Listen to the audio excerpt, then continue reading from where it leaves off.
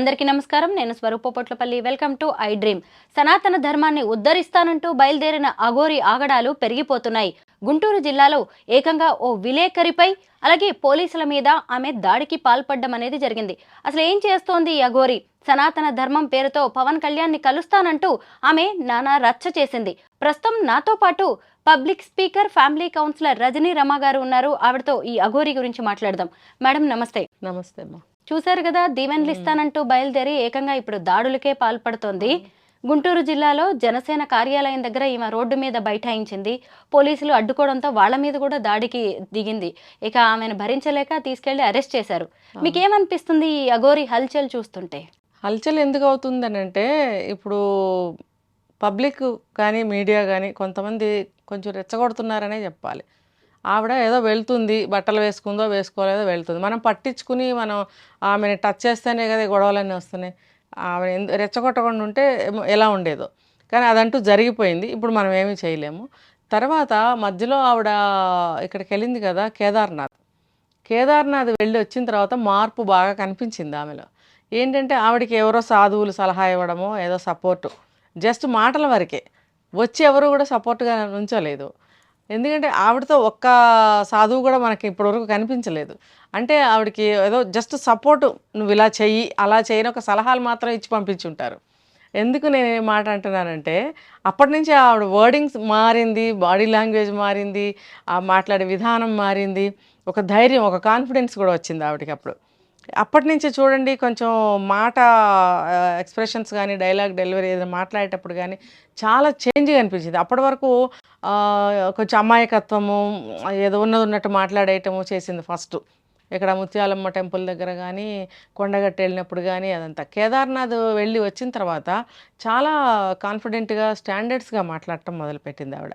నాకు అప్పుడే అనిపించింది, ఎవరో ఇప్పుడు చూడండి, కేదార్నాథ్ వెళ్ళింది, అసలైన గురువులు కనిపించారా లేదా అనేది మనకు తెలియదు. నిజంగా అసలైన గురువు ఎవరైతే విశ్వనాథ శర్మ అని ఆవిడ చెప్తున్నారో, నిజంగా ఆయన కనుక కేదార్నాథ్లో ఈవిడితో మాట్లాడినట్లయితే కనుక రైట్ డైరెక్షన్స్ ఇచ్చుండేవారు ఆయన. ఎందుకంటే అలా వాళ్ళు పబ్లిక్లోకి వచ్చేసేయరు కాబట్టి, అఘోరానే కదా ఆయన కూడా, వాళ్ళు పబ్లిక్లోకి వచ్చేసేయరు. ఏదన్నా ఒక సలహా ఇచ్చి పంపిస్తారు, తర్వాత నువ్వు సింగిల్గా వెళ్ళొద్దని కూడా ఆపుతారు. కాబట్టి నాకు అనిపిస్తుంది, మరి నిజంగా కలిసిందా లేదా ఈవిడ డౌటే నాకు.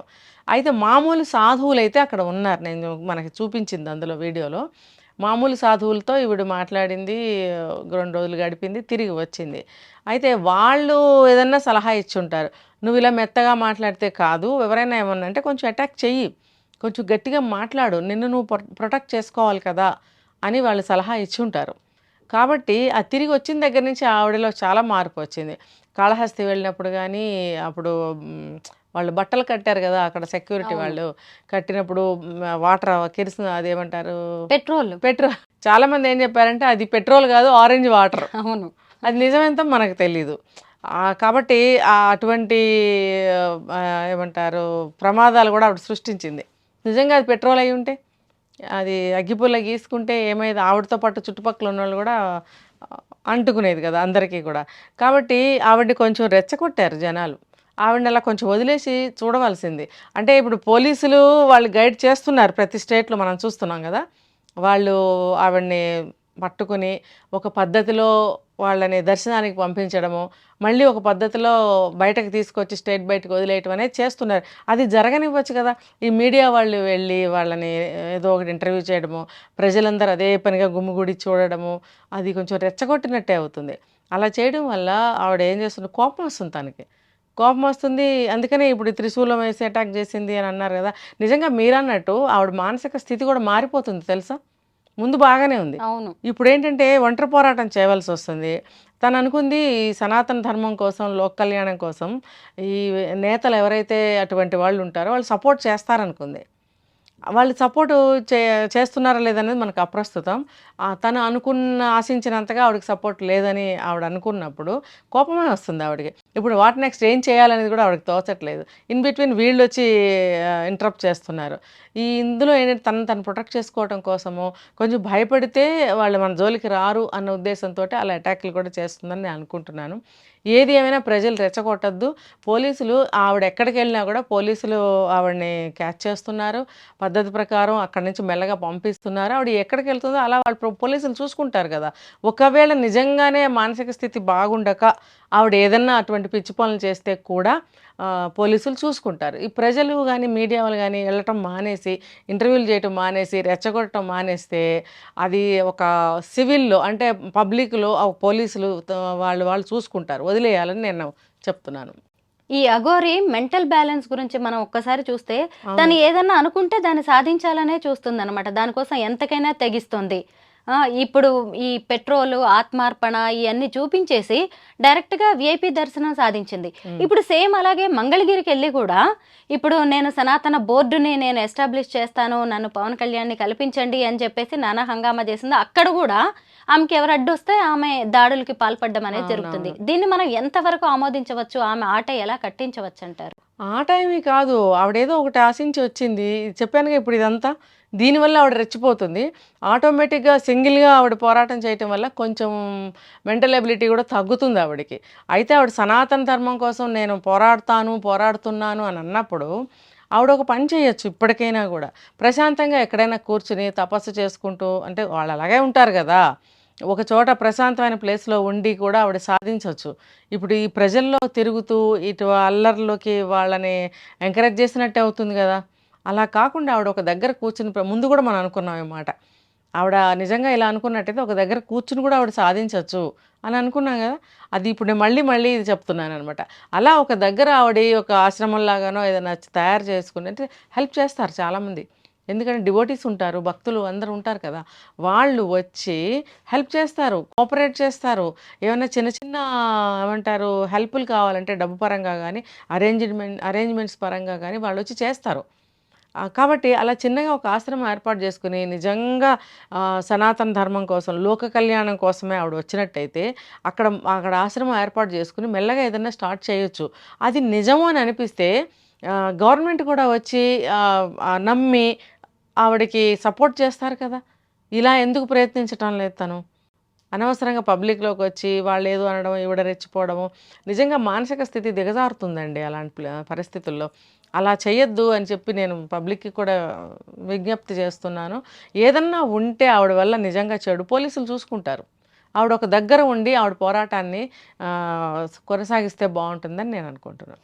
ఫస్ట్ నుంచి కూడా ఎప్పుడైతే సీన్‌లోకి వచ్చిందో ఈమె, అప్పటి నుంచి కొన్ని డైలాగ్సే రిపీటెడ్‌గా చెప్తూ అవునవును. ఉందన్నమాట. అవును. సనాతన ధర్మం, లోక కళ్యాణం, అవును. అలాగే మన ఆడపిల్లల్ని హ్మ్. రక్షించుకుందాం, మహిళల్ని కాపాడుకుందాం, అవును. ప్రకృతిని కాపాడుకుందాం, మన గుళ్ళని కాపాడుకుందాం, ఇవే డైలాగ్స్ చెప్తుంది. కానీ ఆమె యాక్షన్‌లో మాత్రం అలాంటివేమీ కనిపించట్లేదు చూసారా?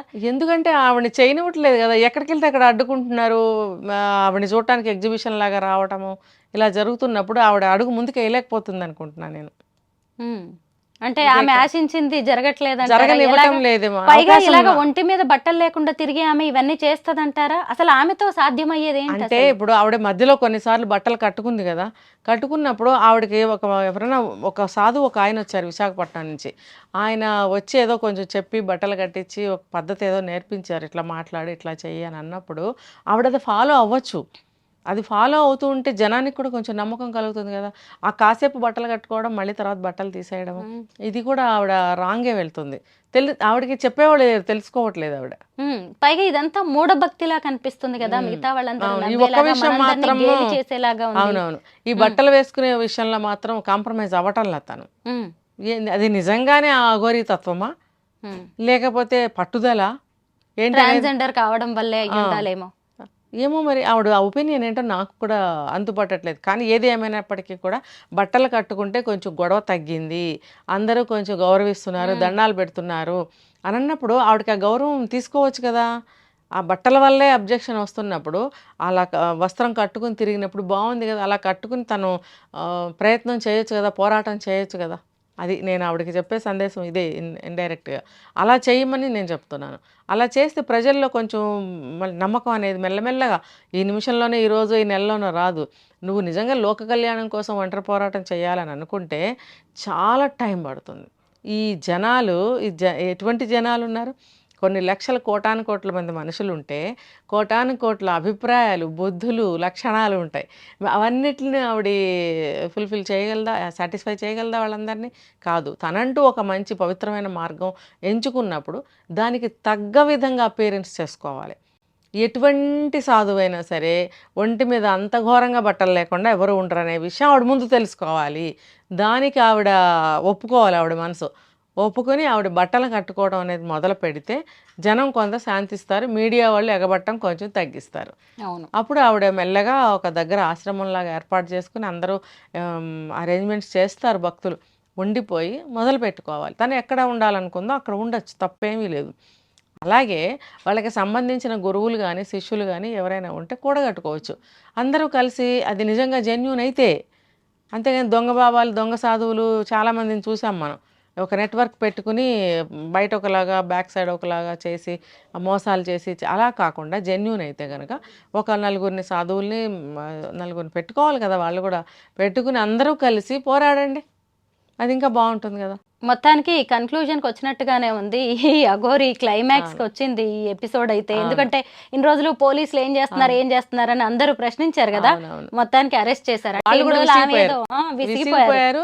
ఏదో ఆమె దారిలో ఆమె ఉందిలే అనుకున్నారు. ఇప్పుడు అందరి మీద దాడులకు పాల్పడుతున్నప్పుడు ఏ పోలీసులు మాత్రం ఒప్పుకుంటారు? థ్యాంక్ యూ రజనీ గారు, థ్యాంక్ యూ సో మచ్.